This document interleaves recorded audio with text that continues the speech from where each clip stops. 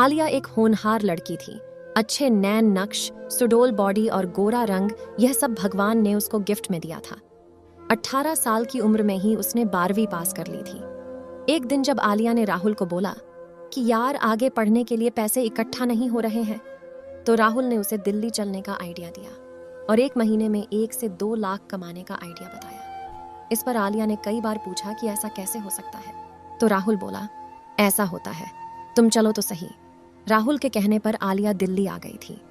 दिल्ली में राहुल के जानने वाले पहले से ही थे, तो वह मुझे उसी के रूम पर ले आया। राहुल के उस रूम पर 3 लड़के रहते थे।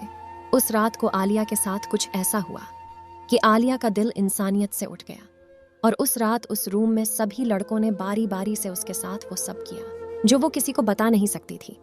सबसे पहली बार राहुल ने जब आलिया से प्यार करने की इच्छा जताई, तो उस समय आलिया मना नहीं कर पाई, क्योंकि वह उसका दोस्त था और आलिया भी अब बड़ी हो गई थी। उसके बड़े मौसमी उठे हुए इस बात का सबूत थे कि वह बड़ी हो गई थी और अच्छी हाइट होने के कारण उसको देखते ही लड़के आहें भरने लगते थे।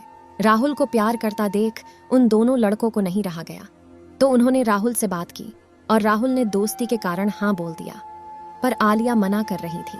तो लड़कों ने राहुल को बाहर भेजकर आलिया के साथ वह कुकर्म किया, जिसकी उम्मीद आलिया को नहीं थी।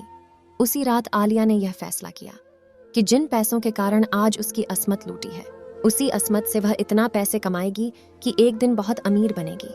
सुबह हुई तो आलिया उदास थी। इस बात को राहुल समझ रहा था, लेकिन वह आलिया को मना रहा था। पर आलिया राहुल से बात भी नहीं कर रही थी और राहुल के बाकी दोस्त मुस्कुरा रहे थे और आलिया उनको बार बार देखकर नफरत कर रही थी। सुबह 9 बजते ही आलिया ने अपना बैग उठाया और चलने लगी तो राहुल बोला, कहाँ जा रही हो? इस बात पर आलिया भड़क कर बोली, कहीं भी जाऊं, अब मैं तुम्हारे लायक नहीं रही। और वह यह कहते हुए बाहर निकल गई। वह बाहर तो निकली थी, पर उसकी मंजिल उसको खुद नहीं पता थी।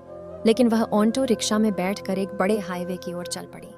रास्ते में उसको एक औरत मिली, जिसके माध्यम से वह एक कोठे पर पहुंच गई और वहां पहुंचकर अपना काम शुरू किया। वह औरत आलिया को 1 लाख हर महीने देने की बात की। करीब 1 साल तक आलिया ने उस कोठे पर अपनी अस्मत के साथ खेला और अपना ज़मीर बेचकर इतने पैसे कमा लिए कि वह लगभग 50 लाख की मालकिन बन चुकी थी। एक दिन उसके पास एक ऐसा ग्राहक आया जिसने आलिया को 50,000 रुपए देकर सौदा करने के लिए बोला। इत्तेफाक से उस दिन आलिया को बहुत तेज बुखार था, फिर भी आलिया तैयार हो गई थी।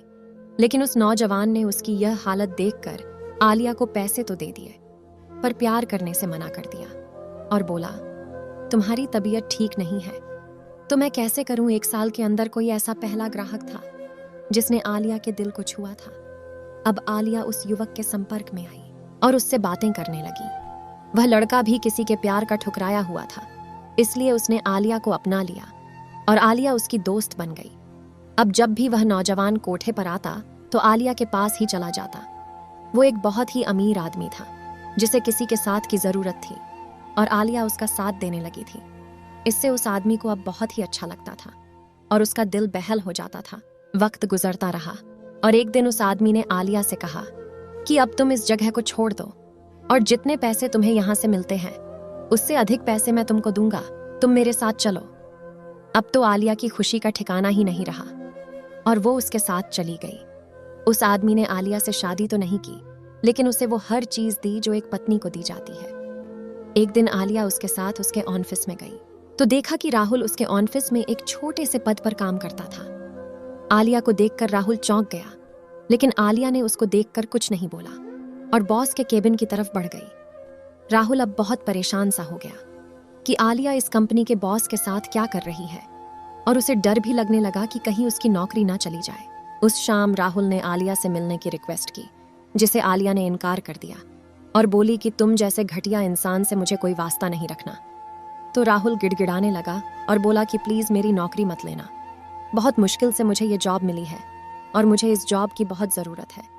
तो आलिया ने कहा कि तुम जैसे घटिया इंसान को तो इस कंपनी में जॉब करने का भी अधिकार नहीं है। अब राहुल ने आलिया के पैर पकड़ लिए और गिड़गिड़ा कर रोने लगा। इतने में उसके बॉस ने उसे ऐसा करते देख लिया और आलिया से पूछा कि ये सब क्या हो रहा है।